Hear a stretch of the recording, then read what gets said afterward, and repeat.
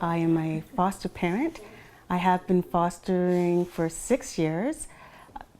We originally got involved in fostering because we really have a passion for youth, for teens. We come from a background whereby my husband's parents have a strong heritage in fostering. His mother fostered until she passed away, and his father fostered until he was about 74. Ever since I can remember, probably from the time I was in kindergarten, we had foster kids in our home. And it was something that my parents just found that's something that they wanted to do. So that's the way we grew up, with foster kids in our home all the time.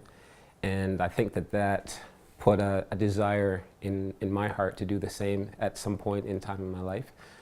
Just seeing the impact that it had on the kids as they would come and go, and there was quite a few of them, a lot with various kinds of problems and issues. That's natural and to be expected. But just to see the effect that they had on those children over time was a wonderful thing. We wanted to kind of follow in his parents' footsteps and that legacy that his mom left. The one thing that really stood out to us when his mom passed away was that, all the shoes, all the clothes, the big house, the cars and everything, none of that she could take with her. But to hear the foster children come back in the celebration of her life and tell the stories of how she had impacted their lives and where they were now, made us realize that, these are the things that really count in life.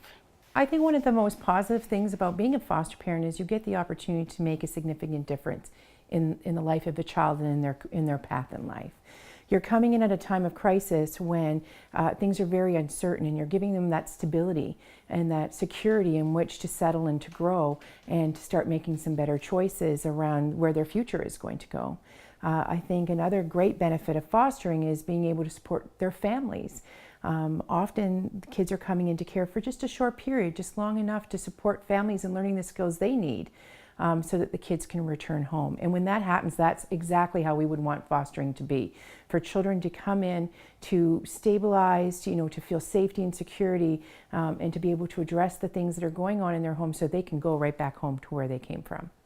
I remember one time I was just downstairs in my basement just cleaning up, and a young man came downstairs and he said, "Hi, Roger." And I looked up and I said, "Is that you? Is that you?" His name was Tibby, and he said, "Yeah, that's me." And I was so shocked.